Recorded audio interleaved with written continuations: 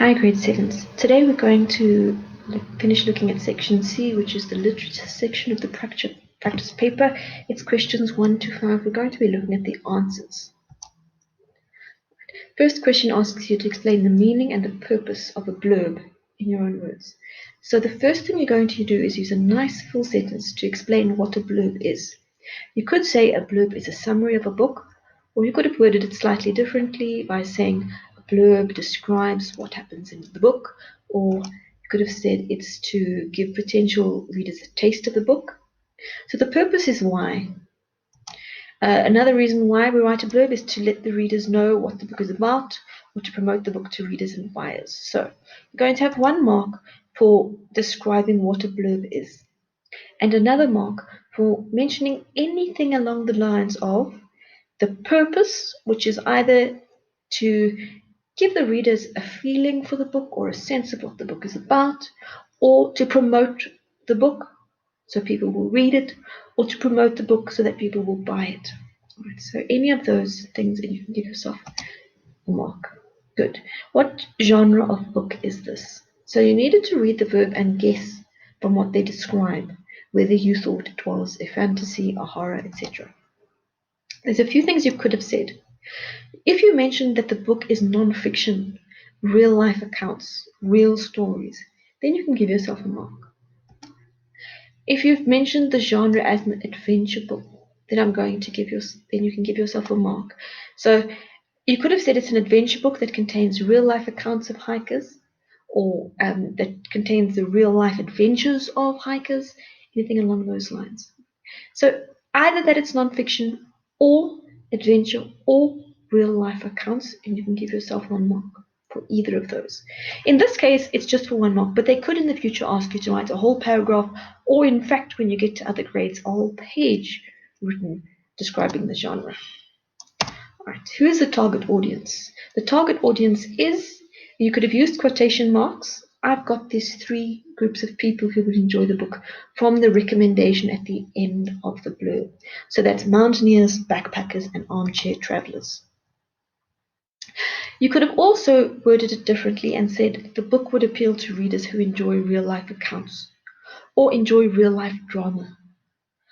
You could have said it's for people who enjoy adventures, or people who are interested in the Drakensberg, mountain climbing in South Africa, perhaps tourists, any of those things. So I'm going to say give yourself a mark for saying a point about the target audience. And if you said 2 different things in 2 different sentences, you can give yourself 2 marks. If you feel that your answer was a little bit skimpy, not in enough detail, then please add some of the points I've just mentioned. What themes does this book deal with? Well, you could have said the themes that this book deals with are, you could have mentioned any of these. So it's for 2 marks, so you give yourself a mark for if you mention any of these. You could have said it's adventure, theme of survival, courage, maybe risk-taking, or tragedy. You know, not everybody is rescued, or not all the accidents have a positive outcome. Perhaps accidents and rescues, anything along those lines. Right. So again, 2 marks, any 2 of those. If you have mentioned one that I did not mention, but it's very clear to you that it's definitely a theme of the book, give yourself a mark. Just be careful if you've mentioned something that you've literally just guessed, like friendship, divorce, libraries, car mechanics. If you can see that your answer is made up, then don't give yourself a mark. All right, 3.1. This text uses emotive language. Explain what it is and give examples to show that you understand. All right, emotive language is text that expresses emotions through descriptive vocabulary. You could have said it's text or writing using rich adjectives and adverbs. You could have said that it's manipulative language or manipulative word choice. Or you could have said it's a word choice that's used to evoke feelings or to make a person feel something.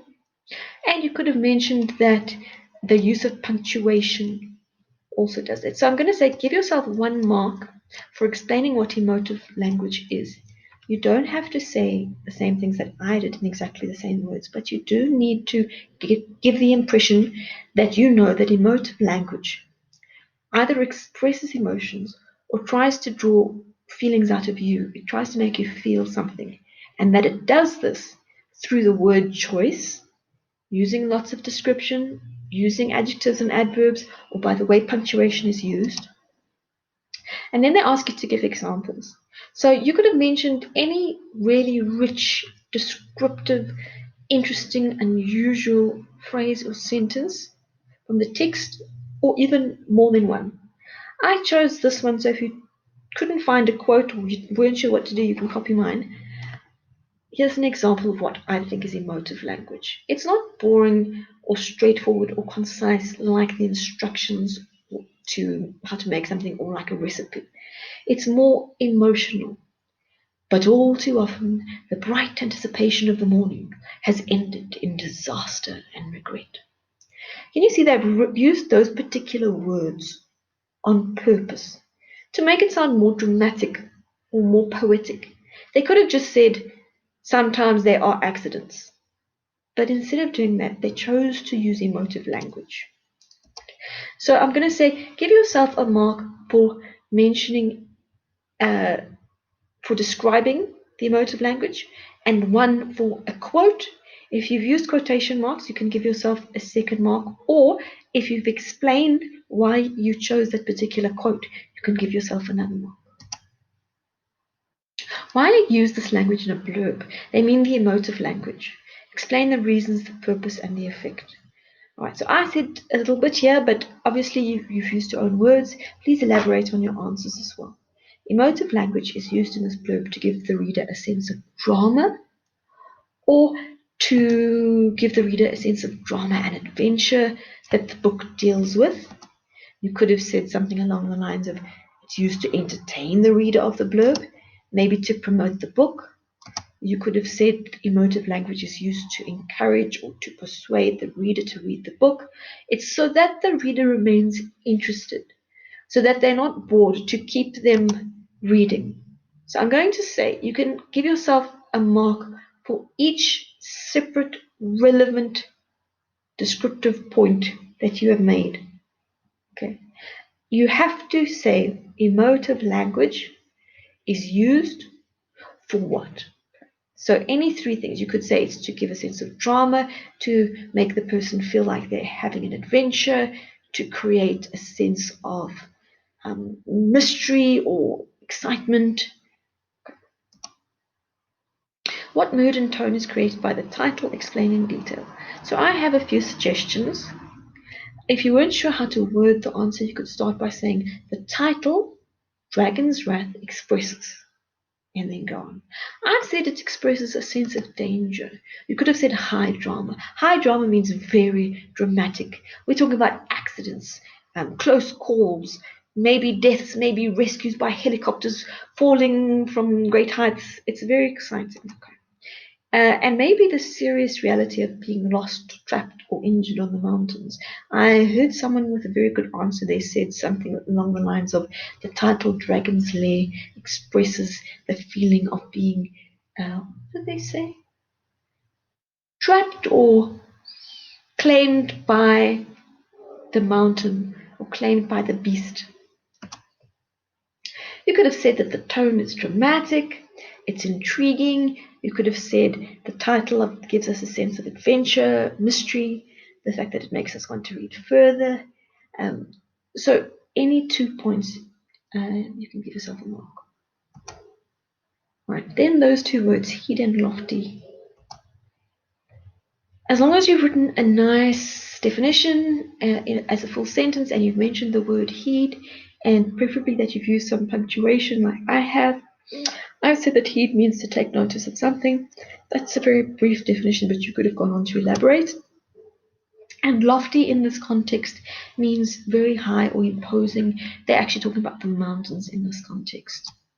Right. So 1 mark for defining heed, 1 mark for defining lofty. It should be preferably in your own words. And if you've explained the context or where they come from in the text as well, that's fine. But it's not good enough to just quote where they come from the text. You need to explain what they mean. All right, 4.3. What is implied by the phrase, this book is about men? The phrase, this book is about men, implies that, it implies that the stories in the book are only about men. And this implies that it's only men who hike and climb these mountains, and that's definitely not true. There are many women who hike and climb. In fact, some of the best professional climbers in South Africa and the world are, in fact, women. So the blurb, when they say this is a book about men who, it kind of makes us assume that it's only men that are mentioned in the book, or maybe if we didn't know, we would assume that only men are hikers and climbers. So I'm going to take a guess and say that this text shows a bit of bias for men or bias against women.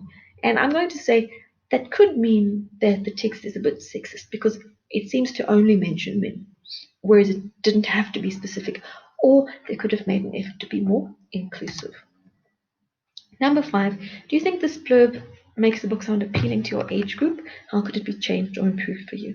Well, you could have said yes or no, but you need to start with a sentence starter like this. Yes, I think this blurb makes the book sound appealing to my age group because, or no, I don't think this blurb makes the book sound appealing to my age group because.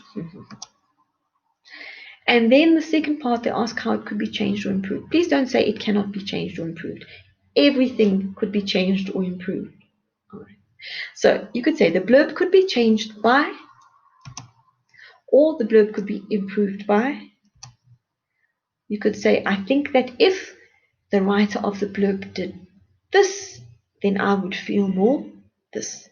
Or I think that if maybe the text was longer, shorter, more descriptive, if it mentioned I don't know what, if it was written in slightly different language, if it used more words that I could understand, then it would be more appealing to me. Or maybe you could have said, in order to be more appealing to my peers or my age group, I think the writer should have done this and this and this. Okay, good. So that brings us to the end.